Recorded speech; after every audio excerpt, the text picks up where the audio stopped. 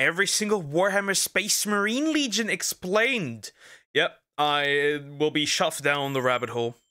Unfortunately, I will be shoved down the rabbit hole by more lore. We'll look into it. We watched by Crack Duck 40k lore, like the entire like history, so to speak, up until 40k. So yeah, 1.5 times. Sure, we can do that too. We're gonna look at that. We're gonna look at that. Let's jump in. Let's jump in. One day, a god decides it's time to bring humanity back into the stars and creates giant superhuman soldiers in a basement on Terra that would be known as Space Marines. The 20 legions of these super soldiers will struggle with their identity. I would have loved to play the new right. I would have loved to play the new game, right? Because it genuinely looked fun. Problem was, I don't have the means of playing it. I'm still sitting on an Xbox One, by the way. Identities, their purpose, their faith, and ultimately, each other. And each of these legions is unique in ways you wouldn't believe. So, welcome to our breakdown of the 20 legions of the Adeptus Astartes from Warhammer 40k. We might as well start at number 1. The first Legion Astartes is also coincidentally one of the most...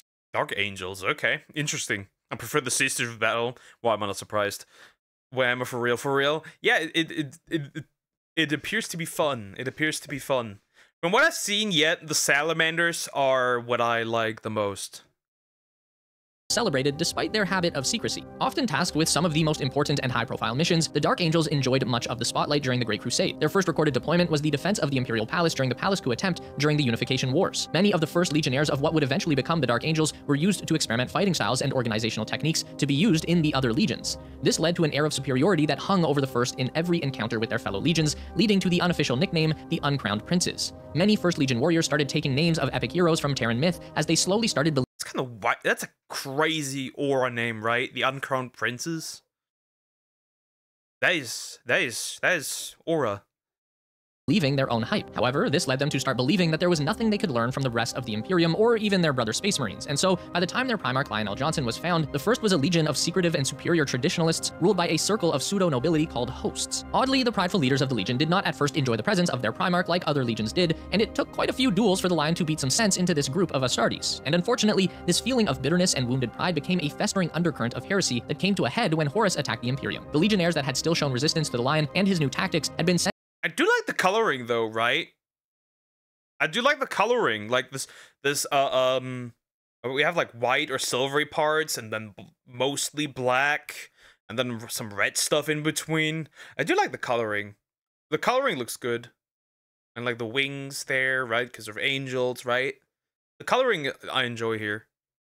To guard their homeworld of Caliban and were very upset about the perceived slight against their honor. In a final act of rebellion, these Marines would become the Fallen, turned against the Imperium, forcing the Lion to destroy most of Caliban and fighting his former best friend Luther. Heavily wounded, the Primarch slept for over 10 millennia until waking up during the Indomitus Crusade. Currently, the Dark Angels are one of the strongest Space Marine chapters, working in concert with their successor chapters better than any other legion, all while hunting down what remains of their fallen brothers in secret. That's weird. All it says here is Error 404, Legion not found. Well, on to the next one, I guess. A legion diminished by the near total loss of its gene seed, the Emperor's children were a faint echo of the other legions by the time Fulgrim was found and given command. Driven by his personal need to prove himself as the perfect son of the Emperor and his compulsive need for efficiency, Fulgrim drove his legion to never waste resources or energy, creating some of the most obsessed Marines in the Imperium. For some time after Fulgrim took command, the Third Legion wasn't able to take part in many of the more glorious and notable campaigns of the Great Crusade as they worked to replenish their numbers. Once they were ready, however, they proved overeager and ended up volunteering for challenges that would stress even the more better-equipped legions. This exposed them to the taint of chaos early on, and by the time the heresy was being planned, the Emperor's children and their Primarch had almost been fully taken by the ruinous powers. The Emperor's children and their Primarch were manipulated at almost every step of the way. Horus saw his inexperienced and eager young brother as a useful tool, even leveraging his relationship with Ferrus Manus. The gay men's interesting. I think this is pretty much a common theme from what I've noticed. That you have like these legions being like being overtaken by chaos, right? That's what it appears to be. You know that Asmongold, the secretly Nurgle from Warhammer 40k, also rip for his dad. Yeah, and there were also demons celebrating that as well. Ugh. Of the Iron Hands Legion in an attempt to get yet another legion on his side. For his part, Fulgrim is depicted as being mostly naive, but we shouldn't forget that he is a Primarch, a superhuman warrior with a huge wrinkly brain and tons of ambition, and his legion was very much the same, a fact that the Prince of Excess exploited with gusto. Masters of siege warfare, these implacable warriors were often more stubborn than the fortresses they garrisoned. Making matters worse, their Primarch Perturabo was a strict disciplinarian. Ooh, interesting. Basically, the Iron Warriors, essentially walking fortresses? Interesting. Thick armor. Looks interesting. Instituting decimation as a punishment whenever the Legion failed to measure up to his high standards, which thankfully wasn't often. Choosing 1 out of every 10 of your friends to be beaten to death is a strong motivator to not make mistakes, it seems. The real problem for the Iron Warriors was that they were too good at what they did. Long, protracted sieges and trench warfare are difficult for any soldier, and though Space Marines are superhuman in many ways, they're built for quick, decisive strikes, not drawn-out warfare. The Iron Warriors, though, took these assignments on without complaining so often that they got themselves... Huh? How do you get too good at your job? I guess they just were so good that they overexerted themselves, oftentimes, I guess. Pigeonholed into the role. Whenever a tough enemy had dug in, the Emperor sent the Iron Warriors to blast them out. Whenever a fortress needed guarding by more than just human infantry, he called on the Iron Warriors. This slowly bred resentment and bitterness in the Legion, and especially its Primarch, who began to get envious of the praise and honors heaped on his more noteworthy brothers. Biggest armors they have. Okay, so for prolonged fights, they will always call for fights that would take a while for like prolonged stuff. I have to go now and do my own stream later. So skulls for the Skull Throne. Take care, GT. Very interesting. Very interesting. Okay, so they're basically the ones, they have too much aura. They're basically the ones being called for if like you have to drag out something. When the time came and Horus approached him about the possibility of fighting the Emperor and his upstart loyalist brothers, Perturabo and his legion didn't hesitate to say yes, although they remain to this day one of only 2 traitor legions who staunchly refused to worship the gods of chaos. The 5th Legion is one of the very few examples of a start- Wait, interesting. Hold up. Go back. Loyalist brothers, Perturabo and his legion didn't hesitate to say yes, although they remain to this day one of only 2 traitor legions who staunchly refused to worship the gods. Wait, so they are one of 2 legions that do not worship the Chaos Gods. Okay. If I understand that correctly. Of chaos. The 5th Legion is one of the very few examples of Astartes forces who operated relatively the same before and after the introduction of their Primarch. Originally called the Star Hunters, these Astartes were not often found in the grand battles of the Unification Wars or the Great Crusade, being instead held back for use as scouts and hunters, tracking down enemies of the Emperor for other legions to destroy. Not that the 5th Legion was incapable of fighting campaigns on their own, as their war record during the Great Crusade would attest, but their hit-and-run tactics were better suited for smaller-scale fights, and while effective, the other legions thought very little of their brothers from the 5th. And while this image of the Star Hunters didn't change much after their Primarch Jagatai was found, the newly renamed White Scars began to pick up more culture and pride than they had ever enjoyed. This is because while Jagatai inherited a legion that was already capable of fighting in a style to which he was accustomed, they were hollow, joyless men in desperate need of something to enrich themselves. Jagatai ordered each Marine to take up a hobby: calligraphy, painting, storytelling, needlepoint, anything to... Oh, that's interesting. That's interesting. They're basically the ones that got the hobbies.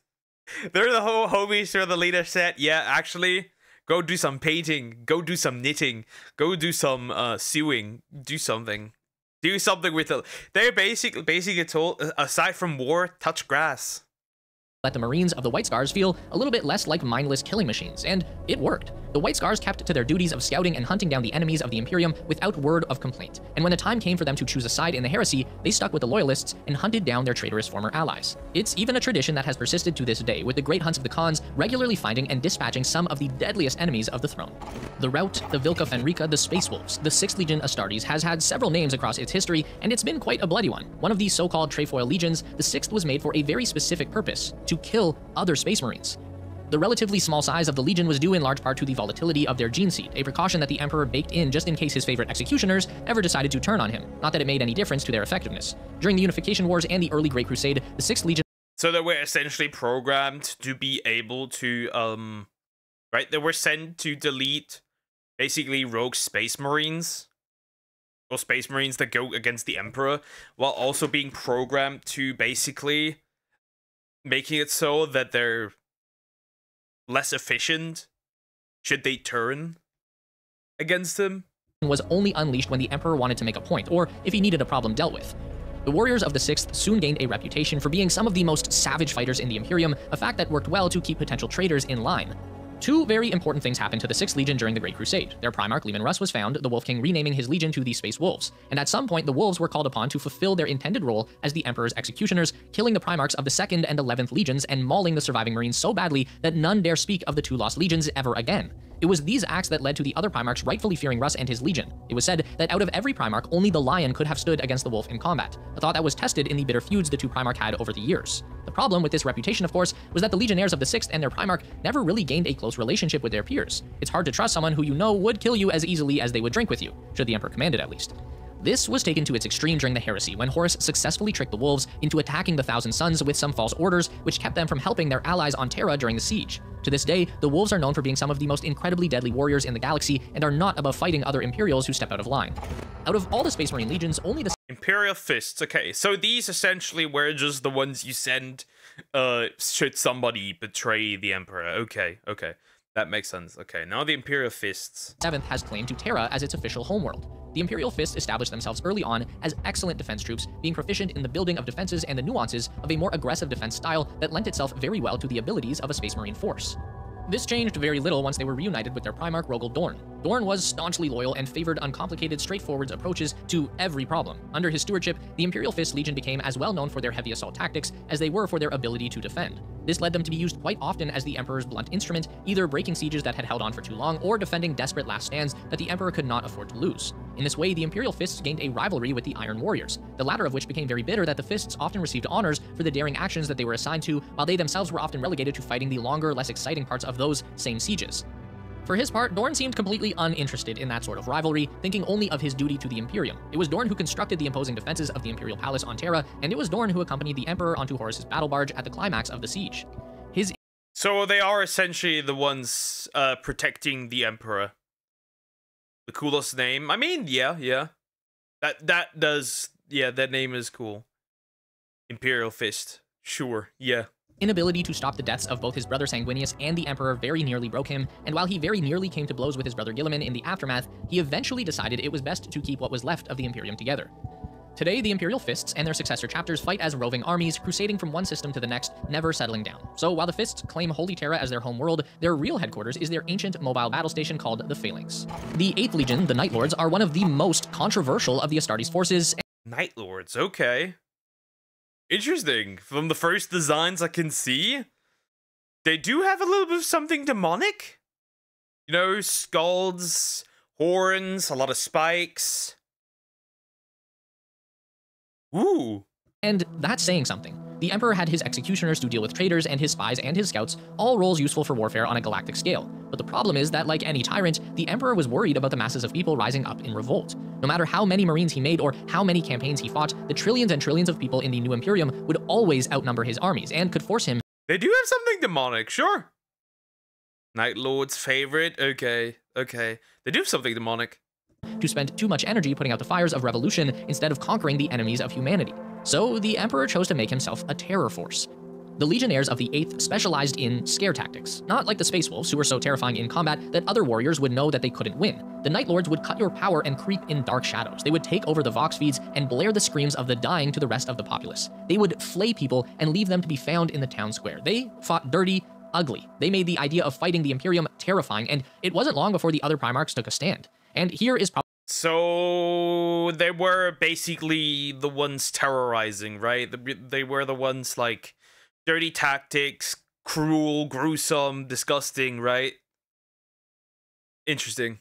Probably the biggest instance of cowardice by the Emperor himself. It's very clear that the Emperor created the Night Lords to be this way and encouraged them, ordered them to act like this. Just like with Angron of the World Eaters, the Emperor knew that the Primarch of the 8th, Conrad Kurz, was racked with mental instability brought on by conditions that might have been curable, but chose to do nothing and disavow the Night Lords when it became known that they committed acts of terror, even and especially upon the citizens of the Imperium. Needless to say that the Night Lords decided to work with Horus and the other traitors when the time came, even though they never accepted worship of the Chaos Gods. Their only goal post-heresy has seemingly been to tear down the rotting edifice of the Imperium that betrayed them. Originally designed as one of a... Okay, well, then we have the you know, Orochimaru, kind of. Looks a bit similar. Yeah, we have they're basically assassins, yeah. Okay, Blood Angels, the 9th Legion, okay. Handful of shock troop armies, the legion that would become the Blood Angels were often deployed either as the very tip of the Emperor's spear or wherever a stubborn enemy needed to be wiped out wholesale. It was a job the 9th Legion excelled at, often replenishing lost Marines with new stock taken from their enemies, and in this way the Legion gained a reputation for returning from dangerous campaigns with the same number of Marines it had departed with. But that wasn't the only rumor. All Marines are capable of eating flesh to gain information or emergency sustenance, but the 9th Legion became known for... Oh! I didn't know that. Wait, they can consume others and then gain knowledge from that? Interesting. Ritualistically eating their slain foes after battle, indulging in a red thirst for blood. This reputation pushed them further from the rest of the Imperium. Well, that makes no sense. That blood angels now make sense. A bit weird, a bit odd of a taste, but hey. Just be sure to not get HIV, I guess. As they were shunned and slowly began to devolve into feral murderers. And then Sanguinius was found. The angelic Primarch had grown up on the world of Baal, and when he was given his legion, the incredibly psychic Primarch instantly felt a connection to his gene sons. Instead of demanding they swear an oath to him, Sanguinius swore an oath to them. They would either rise together or fall together. Under his leadership, the Blood Angels went from pariahs to one of the most decorated assault legions in the Imperium. It's no surprise then that the Marines of the Blood Angels Legion had the strongest bond with their Primarch, only strengthened by his psychic abilities. When Horus slew Sanguinius aboard his ship at the climax of the Siege of Terra, the entire legion broke, succumbing to an illness which would become known as the Black Rage. As the rage takes hold, afflicted Marines begin to believe they are Sanguinius, facing down their treacherous brother Horus, and dying. No one knows how or when it will affect a Blood Angels Marine, but the effects are almost always irreversible, with no— Wait, what? There's a legion made of only females? Oh yeah, I know that. I don't know if it's this video. This video has it. I have no idea. We'll see. Interesting though. So basically, I wonder if that comes from the consumption of blood. Who knows? Notable exceptions. Today, the Blood Angels are one of the strongest chapters of the Adeptus Astartes, but the rage still afflicts them, forcing Blood Angels leadership to place their raving comrades into doomed squads called the Death Company, so that they might seek their end in battle. The 10th Legion had always been as relentless— Iron hands! A lot of hands and fists here. —as their Primarch, even before Ferrus Manus was found. Called the Stormwalkers during the Unification Wars, the 10th Legion had a very simple, straightforward approach to warfare, not unlike the warriors of the Death Guard. In fact, by the beginning of the Great Crusade, it was apparent that the Stormwalkers had gained an affinity for using heavy vehicles and mobile artillery pieces to simply advance towards an enemy until it wasn't a problem anymore. This hardly changed when Ferrus Manus was given the Legion, and it was named the Iron Hands in honor of the Primarch's literal metal hands. What Manus really brought to his legion was a need to purge weakness. The warriors of the 10th became known for using their advanced machinery to turn aside enormous enemy armies, breaking overwhelming forces with their technology. The Marines of this legion would also make extensive use of bionic replacements for limbs as the sort of fighting— So they're basically the ones using, mostly, like, focusing on technology. Okay, interesting, yeah. Basically the engineers, if you want to put it like that. Many legions by the end are corrupted, I'm not surprised. They were used to often led to mangled soldiers. This led to the Legion having a much stronger working relationship with the tech priests of Mars compared to other legions. This affinity for machines, coupled with their belief that the flesh is weak, led to some dire consequences after the heresy began. Fulgrim and Ferrus Manus had been some of the closest friends out of all the Primarchs, but when Fulgrim tried to get Manus to join the traitors, the stoic Iron Hands Primarch tried to kill him. When they finally met again on the battlefield, neither man could kill the other until Fulgrim in his grief gave himself to the demon in his sword, and Manus was decapitated. The Iron Hands shattered, with different factions following various captains on missions of vengeance. This almost destroyed what was left of the Legion, with factions blaming the traitors for their cowardice, their allies for their lack of strength, and even blaming Manus and the Iron Hands captains for indulging in their emotions. Seeking to purge this weakness, the remaining Iron Hands became cold, calculating fighters who want nothing more than to purge the weakness of humanity. There has been some pushback against the doctrine recently, but the Iron Hands remain ruthlessly emotionless as a whole. Sorry, your Legion is in another castle. What's going on? There can't be two missing— Your Legion is in another castle? Okay, 10th wait, so this what? Wait a minute. So we had the 9th Legion, and then the 10th Legion is gone? No. Yeah, the 10th and the 11th Legion are gone. Interesting. Like mecha suits. I mean, hey, they are superhuman, right? So it makes sense. After you die as a space marine, they will take your body and shove it in those robot armors to stay alive forever. Yeah, that's one. That is one I'm aware of. Yeah. That's something I'm aware of. Yeah. Legions, can there? The 12th Legion was born as the Warhounds and immediately established themselves as an effective assault force. Their discipline in training and combat deployments was similar to legions like the Luna Wolves or the early Blood Angels, but their aggression and ferocity once engaged in combat was much closer to the disposition of the Space Wolves. The Emperor even kept the Warhounds in reserve for much of the Unification War in case he needed to keep other legions in line, again, not unlike the Space Wolves. However, early in the Great Crusade, the prison colony on the asteroid Cerberus rose up in revolt, led by a small group of Thunder Warriors who had somehow survived the purges. Having no other legion nearby, the Emperor sent in the 12th, and the Warhounds went to work. The invasion began at 0300 hours, and by 0808, the all-clear was given by the Warhound's commander. After being asked what the state of the prisoners was, the commander replied that he had not been ordered to take any. And from then on, the Legion was used as the premier assault group of the Imperium and was embedded in the 13th Expeditionary Fleet, working alongside elements of the Imperial Army. And it was under these conditions that the 12th Legion was reunited with their Primarch Angron, who was angry about being ripped away from his gladiator family and decided to kill a bunch of his Marines about it. Eventually, they calmed down, but the rest of the history of this Legion is centered around them trying and failing to gain approval of their angry Gene father. They changed their name to the World Eaters. They began to act more recklessly in their assault actions. They started getting implants similar to Angron's that drove them insane with rage, and none of it worked. When their Primarch sided with Horus because of his unfair and frankly cruel treatment at the hands of the Emperor, the World Eaters obediently followed him right into damnation. The mighty 13th Legion Astartes began— Okay, another one that's gone. The Ultramarines. I heard a lot of these.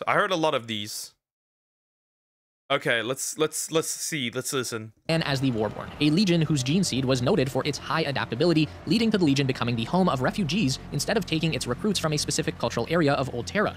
This would be a reoccurring pattern, as they would begin by taking in recruits from the defeated enemies of the Emperor on Earth, and eventually take in the loyal Marines of censured or lost legions during the heresy. Well suited to the work of a backbone force, the 13th Legion gradually became known as a competent campaigning legion, often taking on whole war zones without support from other legions. This worked well with the leadership style of their Primarch, Rabute Guilliman, who was adept at not only the business of persecuting wars, but— Why does bro look like Caesar? The MCs of the games. Yeah. That's why I heard so much of them. I like the blue, red, and gold. That looks cool. Yep, that looks cool. Administrating afterwards. The Legion's name was changed to the Ultramarines, and so began one of the most successful careers of any Legion during the Great Crusade. Maybe it was Guilliman's excellent organizational mind, or the ease at which his Legion took to things like diplomacy and logistics, but either way, the Ultramarines conquered more worlds than any Legion except the Lunawolves, and their numbers swelled to easily eclipse any of the other Astartes armies. There are rumors that this sudden swell of Ultramarine recruits is due to, okay, I know I just had the notes for this section, and now they're not here. Okay, we'll move on for now, but if I find that passage, I'll circle back. Being the largest legion by far, Horus knew he had to keep the Ultramarines away from Terra or his siege would be stopped easily. So he threw large elements of the Wordbearers, World Eaters, Alpha Legion, and even the Night Lords at their home system of Makraj in order to keep them fighting there instead of in Sol. And the numbers of the Ultramarines is still a huge factor in their operations today, with the chapter having more split— Interesting. Wait. I didn't quite catch that.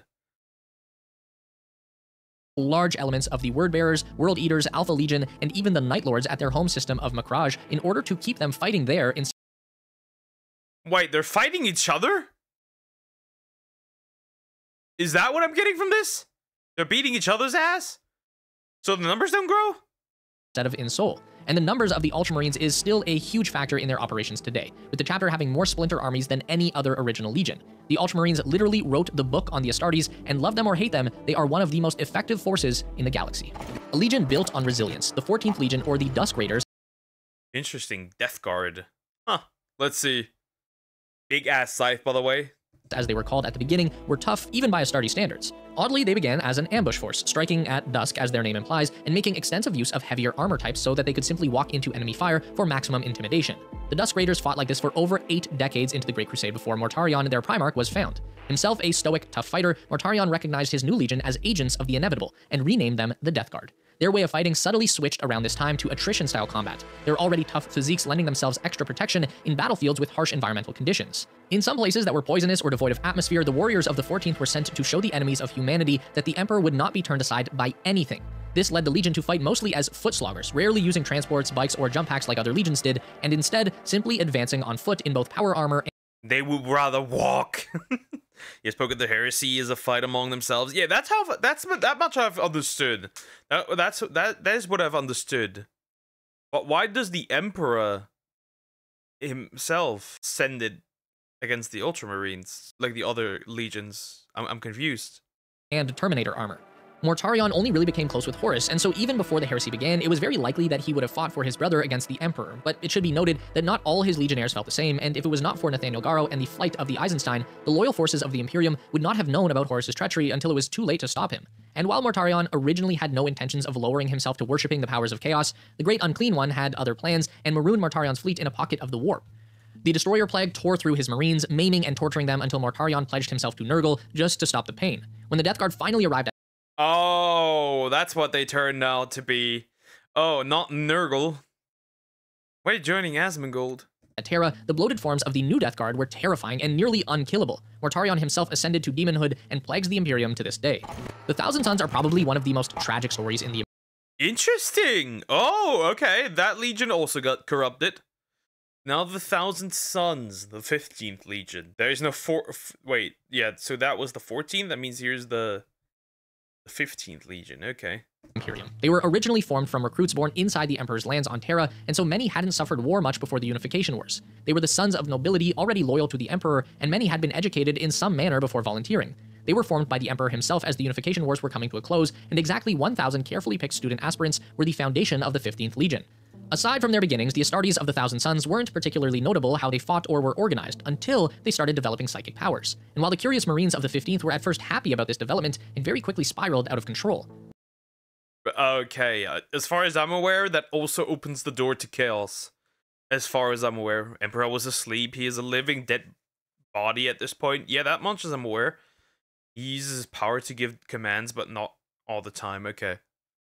At this point in history, not many people in the Imperium knew about the warp and the chaotic powers within, and that was by design. Starving the Chaos Gods of attention was an effective way of robbing their power. The warriors of the Thousand Sons did not know this and began to horrifically mutate. As they slowly brought the outbreaks under control, other Primarchs like Mortarion and Rogel Dorn became aware of the Psykers in the 15th Legion and pushed to have them censured. No mutant should be allowed in the Emperor's forces.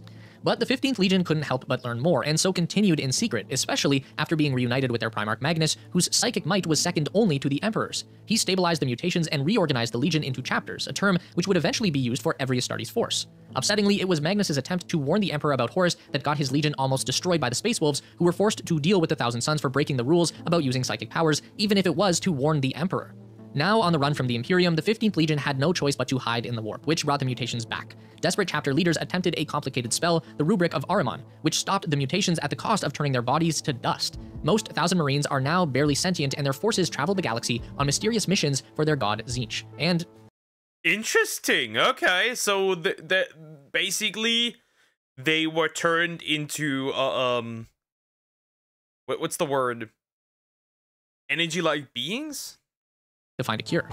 Mirroring the rise and fall of their Primarch Horus Lupercal, the 16th Legion started out as one of the Emperor's most trusted forces. The Terran recruits were formed from wandering tribes known for pragmatism and independence, making the bulk of the original 16th. So that is the Sons of Horus. Let me guess, the leader is Horus, which is the guy's name we hear all the time. He looks like Radon. Oh boy. Legion into fierce and effective shock troops. It was this quality which led the Emperor to choose them from the pacification of Luna, a battle which captured the genetic laboratories that the Emperor needed to complete his Space Marine program. As a reward, the 16th Legion was named the Luna Wolves, and given much of the first batches of gene seed, making them one of the strongest legions even before the Great Crusade started. And that hardly changed when Horus was found on the very nearby world of Chthoniya.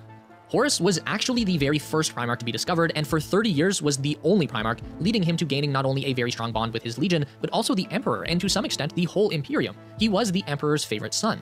We spoke earlier about how being the first Legion gave the Dark Angels a bit of an ego. Imagine being the only Legion with a Primarch for 3 decades, and that Primarch being the obvious favorite among his brothers. Needless to say, the Luna Wolves were a bit puffed up. During the Great Crusade, the 16th Legion pushed themselves to conquer more worlds, pursue more enemies, fight more glorious wars, and win more accolades than their fellow legions. Only the Ultramarines even came close. Then came Ulanor. The Ulanor Crusade was a defining moment for the Imperium as a whole, but the Luna Wolves more than most. The largest Orc Empire was destroyed as the Emperor himself took to the field for the final time during the Great Crusade, leaving for a mysterious project under the Terran surface and proclaiming Horus the War Master, Supreme Commander of Imperial forces, second only to the Emperor himself. When he as far as I'm aware, Horus betrayed the Emperor. Left, the Emperor suggested that Horus rename his Legion to reflect his new position, and though he originally refused, he began to think the other Primarchs still saw him just as a peer, and so he relented, and the 16th Legion became the Sons of Horus. What happened soon after is a story for another video, but Horus was infected by the powers of chaos thanks in part to the scheming of his brother Lorgar of the Wordbearers, and the slow slide into heresy began. After the climactic battle with the Emperor during the Siege of Terra, what was left of the Sons of Horus rallied around their former first captain Abaddon and renamed themselves the Black Legion. The story of the 17th Legion is a strange one, but that's fitting. The World Bearers. Okay. Interesting. 17th Legion. Considering they're the most direct cause of the Horus heresy. Originally named the Imperial Heralds, the 17th Legion was made up of the sons of defeated enemies on Old Terra and were raised to understand the crimes of their parents, a connection that no other Space Marine was allowed to keep during their transition. This had the effect of making the Marines of the 17th much more zealous in their pursuit of their orders and the Imperial truth, the working doctrine of the Imperium which favored logic and reason above all else. To go along with this, the 17th Legion were the official emissaries of the Emperor, delivering his ultimatums to potential enemies by a single Marine in black armor, a skull helmet, and a winged mace. That's right, the 17th Legion invented Space Marine chaplains. Things took a turn, however, when their Primarch was discovered. Lorgar Aurelian was raised to be a devout man and believed very strongly that religion was a fundamental part of being human, which would be a nice sentiment if his two most devoted advisors hadn't been worshippers of chaos before they had been made into Astartes. Once reunited with his legion, Lorgar renamed them the Wordbearers. Oh, so that's how so that's how the heresy arc basically started. He added it started with religion, so to speak, and began twisting the imperial truth into a true religion with the Emperor at its center. Wherever they went, they built shrines to the Master of Humanity, until finally, the Emperor had enough. He was going to sick the Space Wolves on them, removing them from history like the 2nd and 11th Legions, but the other Primarchs convinced him to show leniency, and so the Ultramarines were ordered to level the Wordbearers' capital city, and they were made to kneel in the ash and repledge themselves to the imperial truth. And that was all that was needed. Lorgar's advisors told him that there were other gods more worthy of his worship, and so the first Primarch slid into chaos worship and began planning to corrupt his greatest brother, Horus. Today, the Wordbearers continue this sort of work, seeding cults in imperial territory and furthering the worship of the ruinous powers. The second of the most carefully and secretly made legions. Those appear to be my favorites for now, still, because of their compassion and self-sacrifice. As far as I've understood the salamanders. Here we go. Always the religion, always. The 18th Legion had a very specific purpose, like the Space Wolves and the Alpha Legion. These Marines and the special changes to their gene seed were kept secret even from the other legions for quite some time. For the 18th Legion, this purpose was to be the heroes of humanity. Kept in reserve for most of the Unification Wars, the 18th was suddenly unleashed against one of the Emperor's most dangerous enemies. 26,000 Astartes went in, and only 1,000 walked out again. But the enemy was defeated, and no other lives had been lost. Their Primarch Vulcan saved the day in much the same manner during a desperate fight against a large orc raiding fleet. Vulcan, who had been found but not yet reunited with his legion, suddenly arrived with 3,000 new recruits and master-forged equipment for his battered legion, who had been holding the line without him. Too late to save the former commanders of the 18th, Vulcan knelt to the men he had been too late to save, and the legion was his, renamed then to the Salamanders. This is why the 18th Legion was always the smallest. They'd swoop into these desperate situations and hold the line until their charges were safely away, or until they'd won, but always at the cost of many Astartes' lives. As for the heresy itself, the Salamanders did their best to be effective with their small numbers, but were subject to several terrible defeats at the hands of the traitor legions. Vulcan himself was even captured briefly by the Night Lord, but after several executions, the Night Haunter admitted that he didn't know how to kill the apparently immortal Salamander's Primarch. The journeys of Vulcan are too complex to voice here, but just know that he's still out there somewhere waiting for his chance to return to his heroic gene sons. Until then, they'll continue being the Imperium's shield. In the very beginning, the 19th Legion was a guerrilla force. The Raven Guard! See, that's why I like them. That's why I like them. The heroes. Okay, the Raven Guard, 19th Legion. Striking from the shadows at targets that would cause the most disruption for an enemy. They operated quite similarly to the Night Lords in this regard, the intent being to sow terror wherever they went and ensure that the prospect of fighting the Imperium was too frightening to contemplate. Earlier, however, they were often tasked with supporting the larger Luna Wolves Legion in their campaign, so they never really gained the disgust of their peers in the same way that the Night Lords did. Regardless, after almost a century of the Great Crusade, the 19th Primarch was found. Corvus Corax had been living on a world called Deliverance, and had spent much of that time leading a rebellion against the cruel rulers of that planet. When he saw how his legion made war, he was disgusted and purged the old leadership. He believed there were better ways to make an enemy fall than to terrorize innocent people. Instead, he trained his legion to become expert trackers and assassins, using their already prodigious skills in stealth operations to make them even more effective against dismantling power structures. Their success led to the newly renamed Raven Guard being requested for many campaigns, including the conflict at Eastvan 5. Already one of the smallest legions, the Raven Guard were set upon by an ambush as the traitor legions revealed themselves by turning their guns on their former allies. Outnumbered and fighting a straight-out battle, not something the Raven Guard were well suited for, they were almost completely wiped out. The problems didn't stop there either, with the Raven Guard gene seed beginning to deteriorate faster than normal, produce horrible mutations, and forcing recruitment to a crawl. This is a problem that persisted for most of the Legion's existence until the recent introduction of the Primaris Marines, which finally seems to have solved the problem. The Emperor had his wolfish executioners and his The Alpha Legion. Okay, interesting. Let's see. The 20th.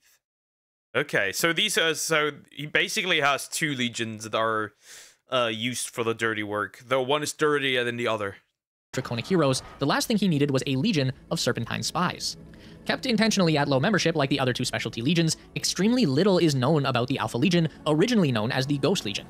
This seems to have been intentional as well, with false records being implanted at the same time as others are simply erased. This is because the special purpose of the Alpha Legion was to run subterfuge operations. Imperial records only confirm their existence with vague reports of small Alpha units operating far ahead of the main battle lines, gathering intel, assassinating key targets, and setting up informant networks among the Emperor's enemies, sometimes years before they even saw an Imperial fleet. From what we know, the standard operating procedure of the Alpha Legion goes like this. A small handful of Alpha Legion operatives, Astartes and mortal humans, arrive at the target location and begin setting up a network. This network Still Night Lords have more aura, true. So these guys essentially are the Anbu of 40k.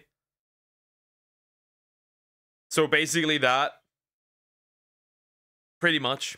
network begins to destabilize the enemy organizational structure with things like crime rings, political corruption, targeted assassinations, and the spreading of false information and propaganda.